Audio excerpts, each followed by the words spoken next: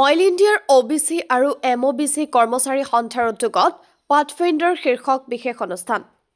Oil ইণ্ডিয়াৰ অন্যান্য পিছপৰা শ্ৰেণী আৰু অধিক অন্যান্য পিছপৰা শ্ৰেণী কৰ্মচাৰী সন্থাৰ oil India OBC and MOBC employees এছ'চিয়েশ্যনৰ উদ্যোগত পাথফাইণ্ডাৰ বিল্ডিং কেপেবিলিটিজ এক্সপ্ল'ৰিং কেৰিয়াৰ্ছ শীৰ্ষক এক গুৰুত্বপূৰ্ণ অনুষ্ঠান সফলতাৰে সম্পন্ন হয়। এই অনুষ্ঠানত ছাত্ৰ-ছাত্ৰী আৰু যুৱ প্ৰজন্মক কেৰিয়াৰ নিৰ্বাচন আৰু দক্ষতা বিকাশৰ ক্ষেত্ৰত সঠিক পথ নিৰ্দেশনা প্ৰদান কৰা হয়। টেঙাখাট হায়াৰ ছেকেণ্ডেৰী স্কুলত অনুষ্ঠিত হোৱা এই কাৰ্যসূচীত সমল ব্যক্তি হিচাপে উপস্থিত থাকে অইল ইণ্ডিয়া লিমিটেডৰ HR ডেভেলপমেণ্টৰ মুখ্য মহাপ্ৰবন্ধক ডক্টৰ শ্যামল বৰুৱা। তেওঁ BE, MECH, MBA আৰু PhDৰ দৰে উচ্চ শিক্ষাৰে বিভূষিত এগৰাকী বিশেষজ্ঞ। ডক্টৰ বৰুৱাই যুৱক-যুৱতীসকলক নিজৰ সামৰ্থ্য আৰু দক্ষতা কেনেকৈ গঢ়ি তুলিব লাগে, লগতে আধুনিক প্ৰত্যাহ্বানপূৰ্ণ পৰিৱেশত কেৰিয়াৰৰ বিভিন্ন সম্ভাৱনা কিদৰে অন্বেষণ কৰিব লাগে সেই বিষয়ে বিশদভাৱে ব্যাখ্যা কৰে। তেওঁ অন্তৰ্দৃষ্টিপূৰ্ণ ভাষণ আৰু অভিজ্ঞতাৰ ভিত্তিত দিয়া উপদেশসমূহে অংশগ্ৰহণকাৰীসকলক যথেষ্ট উৎসাহিত কৰে। সংস্থাৰ সাধাৰণ সম্পাদক সুৰেন্দ্ৰ গগৈয়ে জনোৱা অনুসৰি এনেধৰণৰ জনহিতকৰ শৈক্ষিক কৰ্মশালা কাৰ্যসূচীৰ জৰিয়তে পিছপৰা শ্ৰেণীৰ ছাত্ৰ-ছাত্ৰীসকলক আগবাঢ়ি যোৱাত সহায় কৰাই হৈছে তেওঁলোকৰ মূল উদ্দেশ্য। লগতে নিজৰ যোগ্যতা, আগ্ৰহ আৰু সক্ষমতা চিনাক্ত কৰি উপযুক্ত পেছা নিৰ্বাচন আৰু উন্নত কৰ্মজীৱনৰ জৰিয়তে ছাত্ৰ-ছাত্ৰীসকলে যাতে সমাজত সফল জীৱন জীয়াব পাৰে সেয়া তেওঁলোকৰ তেতিয়াহে উদ্দেশ্য সফল হ'ব বুলি তেখেতে জানিবলৈ দিয়ে। আজিৰ এই কাৰ্যসূচীত অইল OBC এণ্ড MOBC উপসভাপতি নৱ কুমাৰ গগৈ, বিদ্যালয়খনৰ অধ্যক্ষ একলব্য সোণোৱালৰ লগতে বিদ্যালয়খনৰ বহুসংখ্যক ছাত্ৰ-ছাত্ৰী, অভিভাৱক আৰু শিক্ষক-শিক্ষয়িত্ৰীয়ে অংশগ্ৰহণ কৰে। News desk report, all Tengakhat news. আৰু সেই ইউনিয়নখন গঠন হোৱা বহুত বেছি দিন হোৱা নাই আৰু গঠন হোৱাৰ পিছত আমি এনেকুৱা ধৰণৰ কিছুমান কাম কৰি আছো, যেনেকৈ ধৰণে আজি কেৰিয়াৰ কাউন্সেলিঙৰ ওপৰত কৈ আছো বা বছৰি আমি 2টা বা 3টা ল'ৰা ছোৱালীক জলপানী দিওঁ, যিকেইটা অতি নিম্ন ঘৰৰ বা পঢ়াত বহুত অসুবিধা হয় আৰু তেওঁলোকে ভাল শিক্ষাৰ্থীৰে নাম লৈ আহিছিলে, তেনেকুৱাবিলাক আমি ইতিমধ্যে ৰিকগনাইজ কৰি আছো। এনেকৈ ধৰণে আমি কিছুমান কাম আগবাঢ়ি যাব বিচাৰিছোঁ আৰু তাৰে আজি এটা এইটো হৈছে অনুষ্ঠান আপোনালোকৰ লগত। আৰু মই ধন্যবাদ জনাইছোঁ প্ৰথমতেই মোৰ শ্ৰদ্ধাৰ প্ৰিন্সিপাল মহোদয়ৰ লগতে মই ককাইদেউ বুলি মাতোঁ তেখেতক, আৰু লগতে আমাৰ বাকী শিক্ষাগুৰুসকলক সকলোকে ধন্যবাদ জনাইছোঁ প্ৰথমতেই আমাৰ অনুষ্ঠানটো যাতে আপোনালোকে সকলোৱে উপভোগ কৰে। বহুত বেছি সময় নকওঁ, এখন ফুলাম গামোচাৰে আমি আমাৰ তৰফৰ পৰা মহোদয়ক, প্ৰিন্সিপাল মহোদয়ক সম্বৰ্ধনা জনাব বিচাৰিছোঁ। মই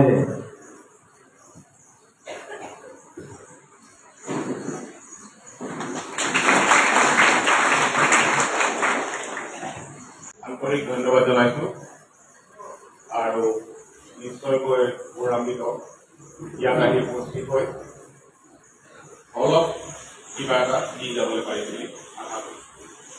আৰু মোৰ এই প্ৰচেষ্টা সফল হ'ব যদিহে মোৰ লগত ছাত্ৰ-ছাত্ৰীসকলৰ লগত কথা পাতে। চকুত উজ্জ্বলতা দেখিছোঁ, মুখত অলপ হাঁহি লাগিব আৰু মুখৰ অলপ কথা ক'ব লাগিব।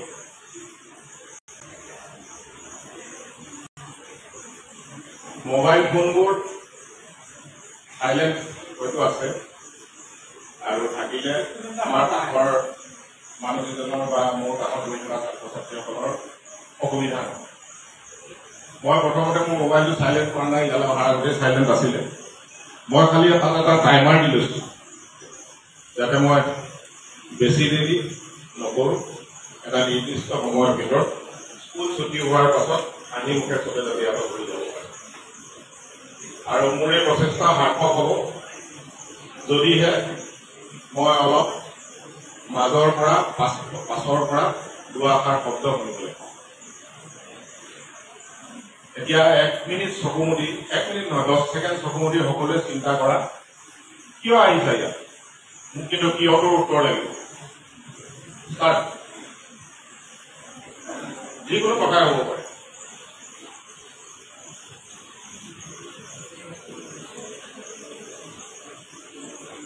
কোনোবা ৰেডি হ'লে ক'লে হ'লে কোনো ভুল নাই, কোনো শুদ্ধ নাই, তোমালোকৰ শিক্ষাগুৰু সকলো নাই বুলি ধৰি লোৱা, একো চিন্তা কৰিব নালাগে। Pathfinder, building capabilities, exploring careers. ক'লে এইটো কেৰিয়াৰ তোমালোকৰ বেলেগ ধৰণে আৰম্ভ কৰিম। কিয় আহিছা কোৱা?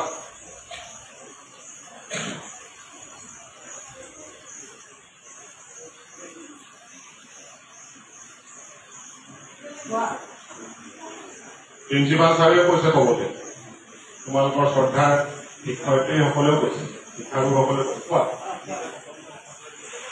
নিজৰ সপোন বাস্তৱ কৰিবলৈ তুমি মোৰ জেগাত হ'ব লাগিছিলে, মই তাত থাকিব বঢ়িয়া। আৰু মোক শ্বেক্সপিয়েৰৰ এটা কবিতা উলিয়াই দিব, কি দিব তাত? এই চিষ্টেমটোৱে শ্বেক্সপিয়েৰৰ যিটো কবিতা ভাল পায় সেইটো উলিয়াই দিব। তুমি কি হ'ব লাগিব স্পেচিফিক, নহয় জানো? মোক BA পাছ কৰাৰ পাছত কি মই চাকৰি পাব পাৰো এই বুলি সুধিলে তুমি BA পাছ কৰাৰ পাছত যি চাকৰি পাব পাৰা চব উলিয়াই দিব। তুমি তাক যদি লিখা মই গ্ৰেজুৱেট হোৱাৰ পাছত বা BA পাছ কৰাৰ পাছত যদি কি চাকৰি পায় সি চব উলিয়াই দিব। আৰু তাত তোমাৰ কি থাকিব, ছায়েন্সৰো থাকিব, আৰ্টছৰ থাকিব, কমাৰ্চৰ থাকিব, নহয় জানো? আৰু এই লিখা বস্তুকে কয় প্ৰম্পট, PROMPT। আৰু এই লিখাখিনি কেনেধৰণে তোমাৰ যিকোনো মানুহে দিলে বুজি পাব চিষ্টেমটোৱে, সেইটোকে কয় প্ৰম্পট ইঞ্জিনিয়াৰিং। আৰু নতুনকে অহা এইটো এটা বিৰাট ডাঙৰ অপৰচুনিটি চবৰ কাৰণে। আৰু ইয়াত আৰ্টছ, ছায়েন্স, কমাৰ্চ একো নালাগে, সাম্যক জ্ঞান লাগে। চ' এইটো এটা বিৰাট ডাঙৰ অপৰচুনিটি তোমালোকৰ কাৰণে। কাৰণ তোমালোকে যদি লিখা BA আৰ্টছ কৰাৰ পাছত কি অপৰচুনিটি আছে তেতিয়াহে তোমাক শুদ্ধ উত্তৰ দিব। হায়াৰ ছেকেণ্ডাৰী আৰ্টছ কৰাৰ পাছত কি অপৰচুনিটি আছে তেতিয়া শুদ্ধ উত্তৰ দিব।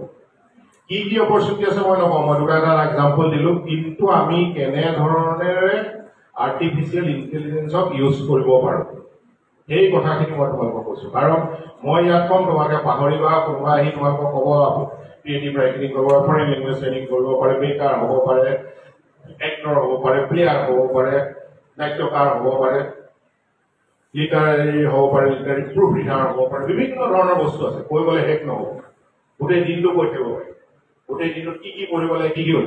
কিন্তু মোৰ কথা হ'ল তোমালোকে AIটোক ভালদৰে এনেধৰণে ইউজ কৰা যাতে তোমালোকে প্ৰম্পট লিখিবলৈ আনা, প্ৰম্পটবোৰ ভালকে লিখিবলৈ জানা। আৰু সেই বস্তুটো যদি তোমালোকৰ ইণ্টাৰেষ্ট হয়, তোমালোকে তেতিয়া নিজে প্ৰম্পট লিখি নিজে সেই বস্তুটোলৈ এটা কেৰিয়াৰ হিচাপে ল'বলৈ যাব পাৰা।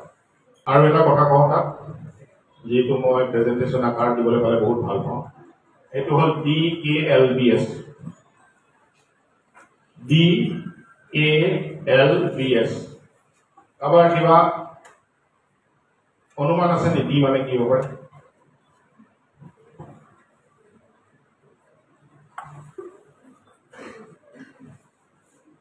অনুমান? অলপ আগলৈকে মোৰ হাতখন চোলাৰ বুটামটো আছিলে, নহয় জানো? এতিয়া মই এনেকে তোমালোকৰ আগত খাৰা হোৱালে ভাল পালা নে অলপ আগলৈকে ভাল পাইছে? কোনটোত ভাল পাইছিলা?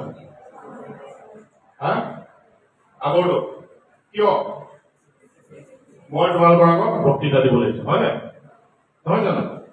মোৰ অকেজনটো কি? তোমালোকৰ আগত আহি থিয় হৈ তোমালোকক দুআষাৰ কোৱা, নহয় জানো? সেইকাৰণে I should dress for the occasion. Always remember, you have to dress for the occasion.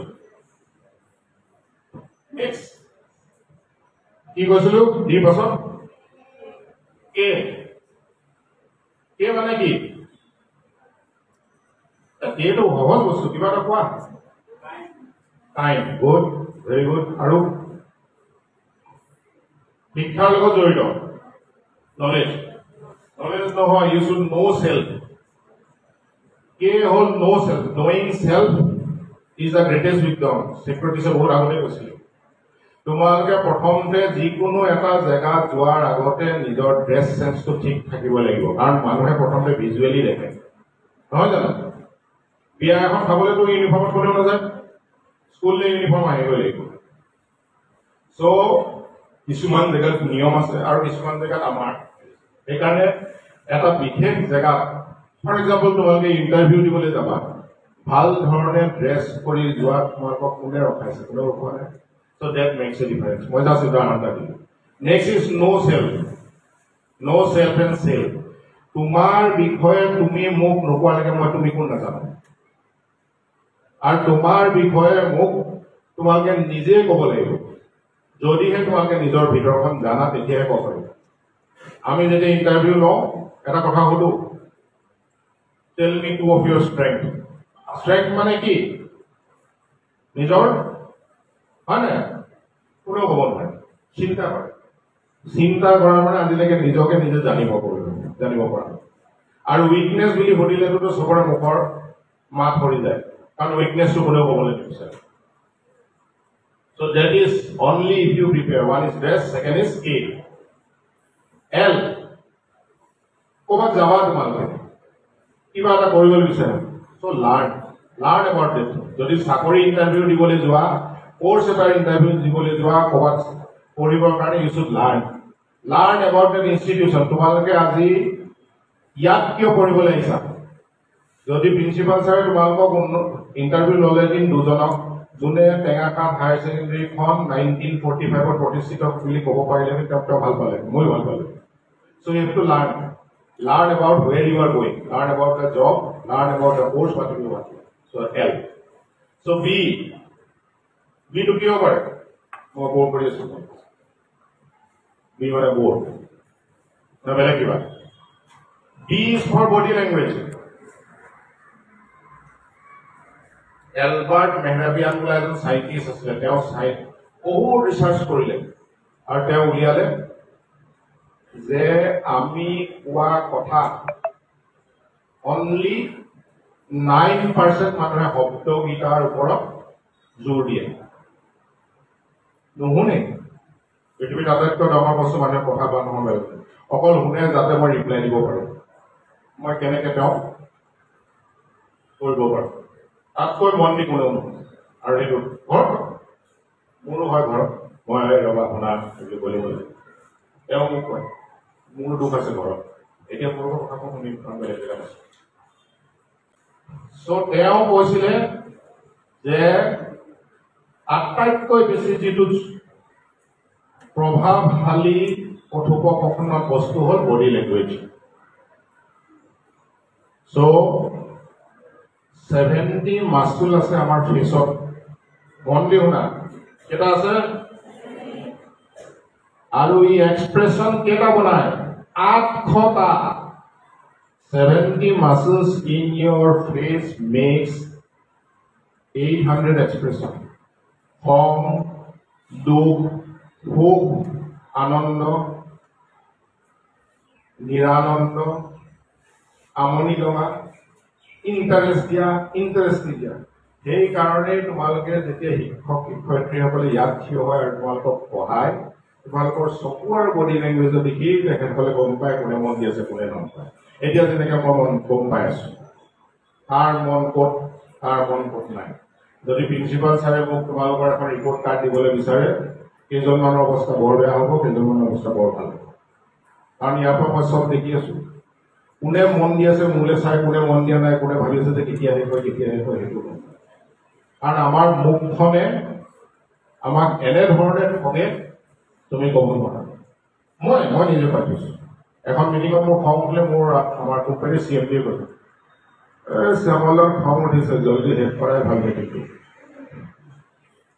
কিন্তু মই ফিল কৰা নাই মোৰ খং উঠিছে যিটো তেওঁ গম পাইছিল চ' দিছ ইজ দ্য কেছ সঁচাকৈ তুমি হাঁহিছা সঁচাকৈ মিছা কৰিছা চবেই গম পায় আৰু যোনে এইটো ষ্টাডি কৰিছে সি আৰু গম পায় মহাত্মা গান্ধীৰ কথা এটাৰে মই কওঁ be the change you want to be in the world তুমি পৃথিৱীখনত যি পৰিৱৰ্তন কৰিবলৈ বিচাৰা নিজে সেই পৰিৱৰ্তন নিজে কৰিলে উই ষ্টাৰ্টেড উইথ ড্ৰিম কি কৈছিলোঁ ক'ত the future belongs to those who believe in the beauty of the dreams so' লাষ্টতো এটা ড্ৰিমেৰে শেষ কৰোঁ লেংটন হিউচেছ বুলি এজনে কৈছিলে কবি আছিলে তেওঁ